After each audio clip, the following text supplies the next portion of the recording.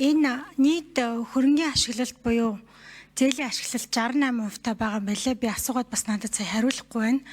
За ингээд түрүү өөрсдөө хэлсэн commitment fee буюу ингээ хөрөнгө хадгалсны зардалтаа жилд бид нар бараг 50 төгрөг зарцуулаад цаашдаа явахаар байна.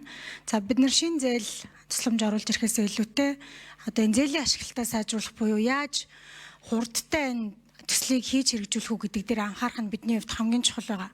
За ийм ч учраас энэ яаман дээр нэгдсэн төслийг нэгж байгуулна гэдэг бол маш буруу зүйл шүү. Яаманд энэ нэгдсэн байдлаар энэ төслүүдийг хэрэгжүүлээд аваад явчих одоо яг тусгай мэрэгжлийн хүмүүс бол ховроо.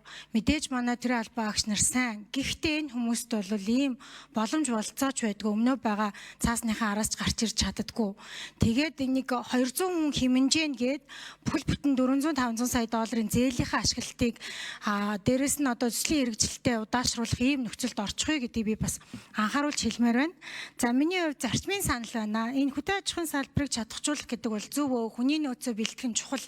Тэгвэл энэ бол нэг бас их сургууль бариад тэр сургуульд хүн сурснаар болдгоо. Зүгээр л ерөөсөө энэ одоо энэ салбарыг л чөлөөтэй өрсөлдөх боломжийг бий болгох ёстой.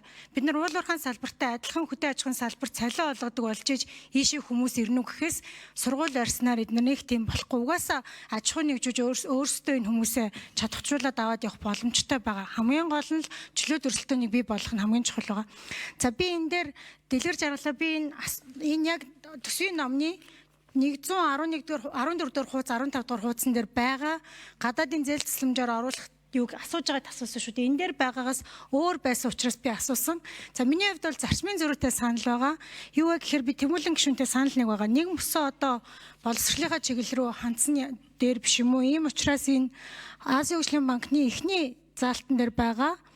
Энэ одоо боловсролын салбарт оруулах хөрөнгө оруулалтыг хуучин хэлбэрээр нь буюу 150 сая долларын хэмжээгээр нь явуулаад энэ дарханд хийгдэж байгаа хөдөө аж ахуйн коллежийг хасах юм зарчмын саналтай байна.